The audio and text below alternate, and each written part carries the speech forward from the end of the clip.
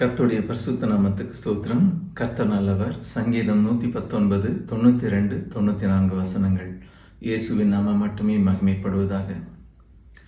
உமது வேதம் என் மன மகிழ்ச்சியாயிராதிருந்தால் என் துக்கத்திலே அழிந்து போயிருப்பேன்.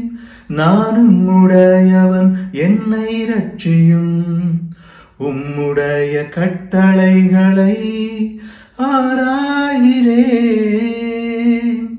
உமது வேதம் என் மன மகிழ்ச்சியாயிராதிருந்தால் என் துக்கத்திலே அழிந்து போயிருப்பேன்.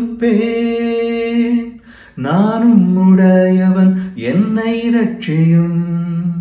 உம்முடைய கட்டளைகளை ஆராயிரேன்.